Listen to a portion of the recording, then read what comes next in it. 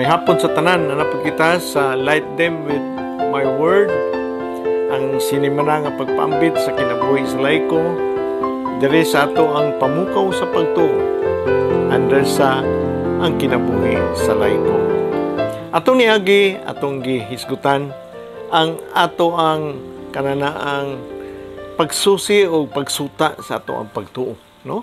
Naman ay tulo kasugang ato ang pagtuo. Ang primerong sugang mao ang pulong sa Ginoo, no? Ang iyang word, ang iyang promisa sa Ginoo. Kanato labi na promisa nga tagaan kita niya og manununda, tagaan kita niya og kanana ni Hesus, iyang anak, para pagluwas kanato sa atong kasalanan. Ang ikaduha nga sugang sa tiil sa ato ang pagtuo mo si Hesus mismo, ang iyang binuhatan. Ang pimiryo ng binuhat, buhat niya mao ang obedient, being obedient to the Father nga iyang gihituman. Ang iya gayod nga kabubuton sa Ginoo mao ang pagluwas kanato diha sa pagpasakit kaniya, pagpasan sa krus, paglansang kaniya, ug later on nabanhaw siya ug nisaka sa langit para pagtunhay ug pagpadayon sa iyang misyon hangtod siya pag-abot sa ikaduhang pag-abot niya, no? So tulo di ay kanang tiil sa dagsinugang, kay ang ikatulo mao ang kananaang gahom sa Espiritu Santo, ang kanang pagsaksi sa Espiritu Santo sa atong ordinaryo ug yano nga kinabuhi, ug dili gayud kini mahimo ang ato ang kanana bitawng paglakat sa atong kinabuhi ug wala di ang Espiritu Santo, no? Dili mahitabo ang paghigugma, labi na ang iyang giskutan niya sa kananaang sa ato ang commandments, sa iyang sugo nato sa paghigugma sa Ginoo, paghigugma sa ato isikataw, ug wala di ang Espiritu Santo. Brothers and sisters, ang paghigugma diha sa Espiritu Santo mao ang gahom kanato paghigugma sa isig usa. So brothers and sisters, tulo day ka kanang tiil ang sugang para motindog, no? Ang pulong sa Ginoo mo ang iyang promisa, ang saksi sa Espiritu Santo or ang kanang pag-obedient, no? Pagka masinubtanon sa iyang anak nga si Jesus nga nisunod kaniya, iyang milagro ug iyang kinabuhi ug ang dayon ang gahom sa Espiritu Santo. Ug kaning pagtuo, inubanan kini diha sa atong makanunayon nga relasyon, diha sa atong pag-ampo, no? Ang pag-ampo tulo ka bahin para sa traffic light, red, yellow and green, no? Naay red nga dili gyud gayo gusto nga atong buhaton kay dili ang ayan pa nato. Napoy green nga go kay angayan kanato og daghan kayo na sa yellow. Kay kana siya pending kung kana siya maatiman na nato ang gikinahanglan sa Ginoo nan iha kana nga tubagon. So ang Ginoo mugiya kanato pinagi sa pagampo, pinagi sa pulong sa Ginoo diya sa iyang balaang kasulatan, sentido komon sa iyang mga random nga sinyalis, no? Ug uban pa. So brothers and sisters, moadto kita diha sa ato ang kinabuhi, no? Sa ato ang kinabuhi. Ang Ginoo nahibaw-an nato nga daghan kita mga kasalan. Nahibaw-an nato nga ang Ginoo kanana ang nagyugibutan, no? Sa sinugdanan pa lang sila. Sinugdanan pang daan, nagisto na siya unsa may kabubuton sa Ginoo. Ang kabubuton sa Ginoo mao katong akong mga inahan o kanang ako ang mga igsuon nga nagbuhat sa kabubuton sa Ginoo. Para kanato, brothers and sisters, nga nagpuyo mga laygo, nagpuyo nga mga kananaang piniyalan sa Ginoo sa atong tagsa-tagsa nga pamilya, trabaho, ug uban pa nga serbisyo diya sa simbahan. Para kanako, brothers and sisters, dako gyud kanato sa ato ang kinabuhi nga ang kabubuton sa Ginoo kanato sa sinugdanan mao ang kanana ang pag tanaw sa ato ang kasalanan nga naman ay kasalanan nato nga nabuhat nato, no? O gikinahanglan man nato ang solusyon ang ato mga Ginoo, gitamod nato si Kristo para na ikalinaw ka natong sa ato ang kinabuhi, malipayon kita. Apan karon ang kabubuton sa Ginoo, iya mga daing gihatag ka nato diha sa ato ang pagkabalaanon. As mga katawhan sa Ginoo, gitawag kita sa pagkabalaanon. Ug mao kana ang sugo sa ato ang Ginoo, mao kana ang iyang kabubuton ka sa ato ang Ginoo kanato para kita makaamgo ug madawat nga nato ang ikaduhang ang kaluwasan diha sa iyang paghukom diha sa ikaduhang pagbalik ni Kristo. Kung tanaw nato sa ato ang kaugalingon nga kinabuhi, kay subay ba kita? Kung wala kita may subaynan ang Ginoo mo ayo kanato. Ang atong pag-ampo nahisubay ba? Ang atong pagtuo, no? Atong gitino nahisubay ba sa iyahang kabubuton? Nahisubay ba kaning tanan o wala man gani? Kaning puntuha karon ingon siya nga unsaon nako nga makig-uli sa Ginoo? How can I make up with God? Ang Ginoo wala man gyud kanato, no? Wa man gyud dili man gyud plano sa Ginoo nga madaot kita o magdaot kita. Dili man gyud plano sa Ginoo nga kita, no? Kanang mag-antos sa ato ang kanana ang kinabuhi. Dili man gyud na plano sa Ginoo sa ato. Ngani mag-antos kita kay gusto man ta nga ato ang kinabuhi balaanon. Mag-antos kita nga ang standard sa Ginoo mo ato ipatunay, mo ato sundon sa ato ang kinabuhi, nan mag-antos gayud kita.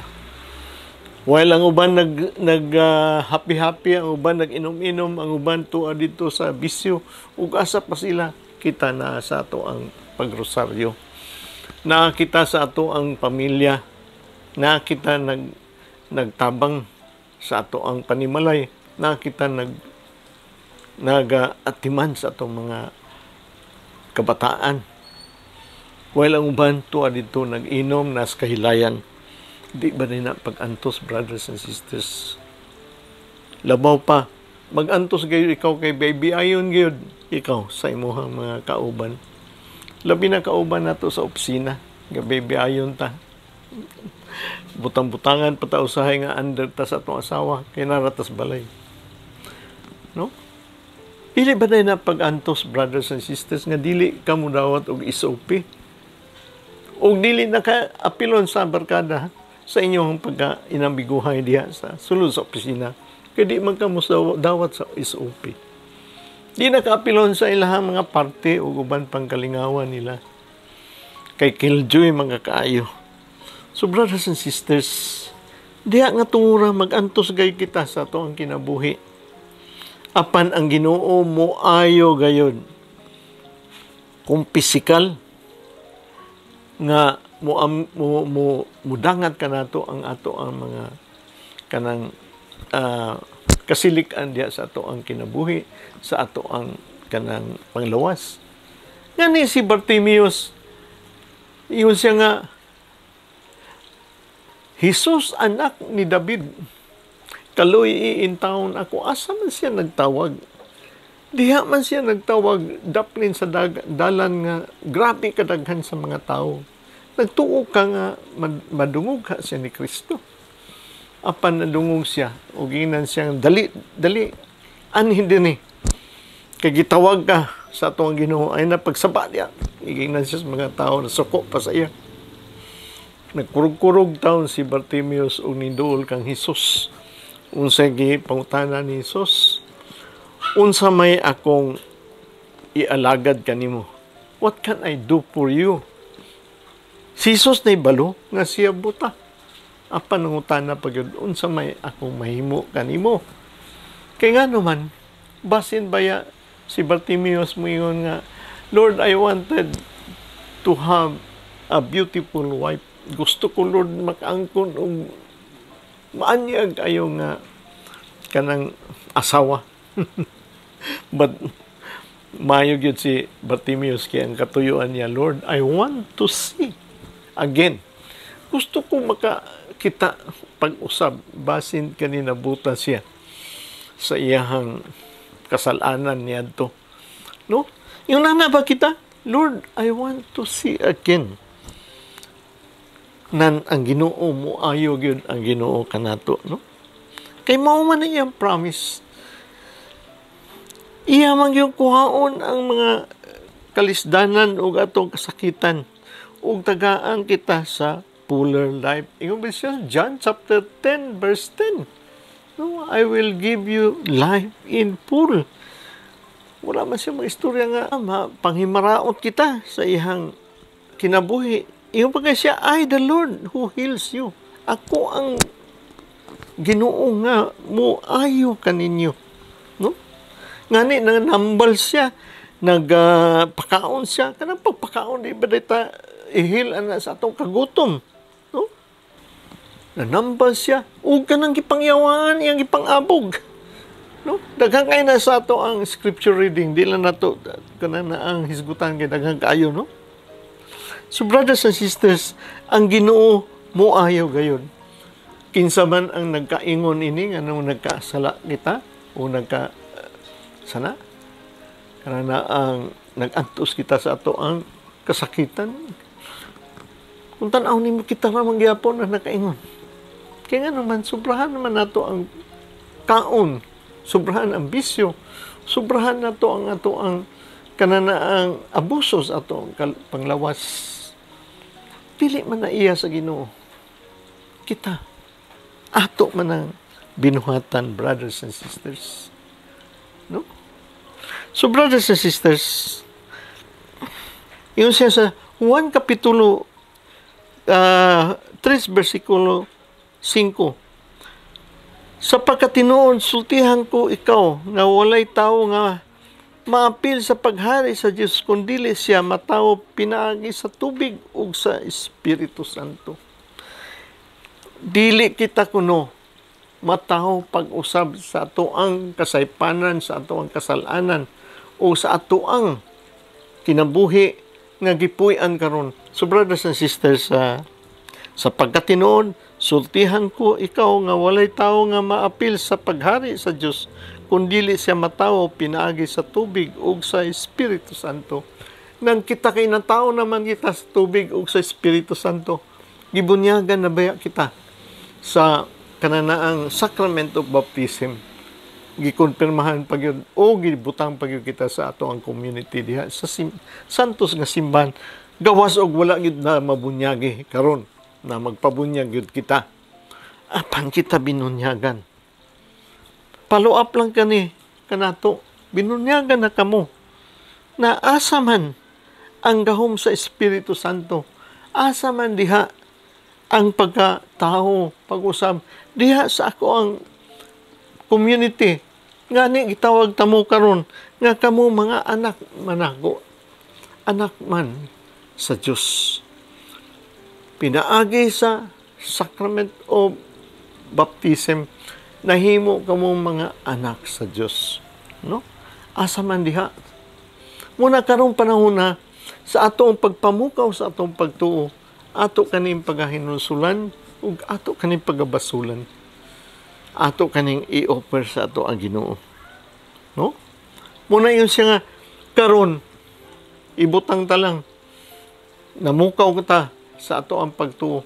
Apan subok kay pamalandungon kay ang pagpabunyag biya kanato mga batan-on pa kita kayo, ang uban mga bata pa gyud na unsa may atong buot. No? Why nagtudlo ka nato kay grabe kadaghan sa giatiman sa magtudlo ka nato. Ang ato bang mga sana nga na ang sponsor sa bunyag, mga maninoy o maninay gawas sa atong mga parish priest mo'y gitasan nga pag tudlo ka nato og natadako-dako na kita. Apan nangawala naman kay nausab naman ang atong panginabuhi. No, nangabalhin naman og asa dapit. So ngani swerte kayo kato na gahom nga maka-eskwela sa mga private school, Catholic school, napaluap ang ilahang pagtuo. Apan katutaon nga wala. Naay public school but dili man tanan natagaan o katikista. So brothers and sisters, atong himuon kani karong panahon na napaluap kani sa balang Espiritu Santo diha sa atong kinabuhi nga unta kani nakuha unta nato ni sa bunyag, no? Apan may pud gyapon grasya sa Ginoo nga karon nato makita kani kay ngano man sa Galatians chapter 5 verse 22, apan kini ang makita sa kinabuhi sa tao kung ang Espiritu Santo mao ang naggahom kaniya. May gugmaon siya, malipayon, may kalinaw, may nantuson, maayo sa iyang isikataw, manggihatagon, kasaligan, buutan, o makapugong sa iyang kaugalingon. Kung mao kini ang atong buhaton, dili nato malapas ang mga sugo sa Dios kanato. Kung mao kini atong buhaton, dili kita makalapas sa sugo sa Dios kanato. Mabuhat lang kini kung kita naa diha sa gahom sa Espiritu Santo, no? Mao kani ang makita nato sa kinabuhi sa tao kung ang Espiritu Santo ang naggahom kaniya. Unsaon paggahom sa Espiritu Santo kanato, o brothers and sisters, wala na to puy ang ato ang bunyag. Muna karong panahon na giawhag kita nga puy-an nato ang ato ang bunyag para ang espiritu sa goodness, kindness, peace, faithfulness, self-control, joy, love, and patience maanhi kanato karon.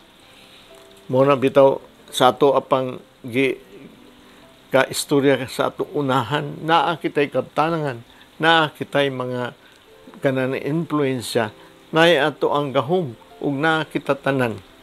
Bahandi bat dili kita malipayon. Unsaon man nato pagka malipayon nga wala man diha ang gahom sa Espiritu Santo nga makuha unta nato sa bunyag. Dili unta kita yun anak nga kita selfish kayo. Ato ra kaugalingon atong atiman. Kay nga naman ingon siya, kinahanglan mahigugmaon kita. Kinahanglan malipayon kita. Kinahanglan malinawon kita. Kinahanglan may nantuson o maayo sa atong isikataw. Manggihatagon o kita kasaligan o buutan o makapugong sa atong mga kaugalingon, labi na kita gisapot o nasuko. So brothers and sisters, naaraman dire, no? Diha mantayin unta nato makuha sa bunyag. Apan wala diha maglihok ang atong Espiritu Santo. Ang Espiritu Santo nga naata sa ato ang kinabuhi na sa atong kasing-kasing. Wala maglihok kay ang naglihok ang yawanon nga Espiritu no sa atong kasing-kasing. So brothers and sisters, kung ako ang tambag sa inyo, ato nang hawason ato ang kasing-kasing sa mga dautan nga pamaagi o atong ipuli diha sa Espiritu, ang Espiritu Santo nga nakuha nato unta sa bunyag. Unsaon man nato ni brothers and sisters, kung mangutana mo sa ako nan wa na gyud tay mahimo ato ng ampuan, no? Ato gyud kita gyud atong pagaampuan na kung natay panahon sa ato ang kaugalingon, ato ng ampuan ug naapoy kanana ang paghuman na masusi na ninyo, makita ninyo sa inyong kasalanan, atong ikumpisal sa pari o pangayo sa pari o bendisyon nga ang Espiritu Santo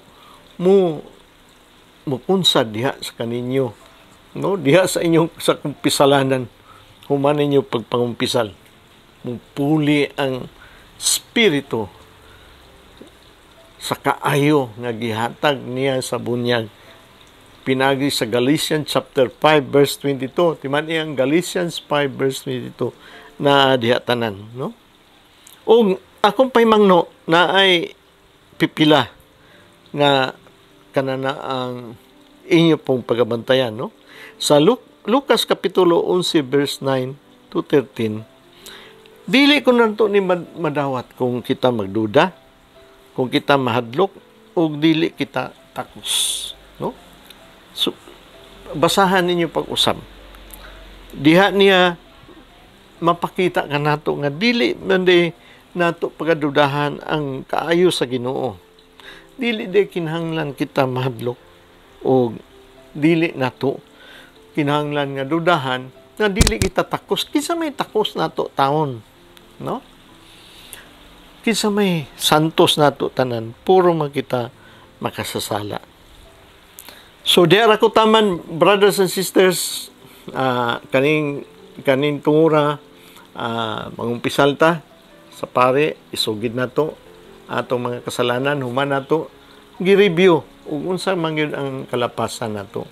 Basaha ang Galatians 5:22 o ihangyo sa atong kaparian nga unta mo makunsad ang Espiritu Santo pagbalik diha sa atong kasing-kasing nga kini unta makuha nato during sa ato ang bunyag.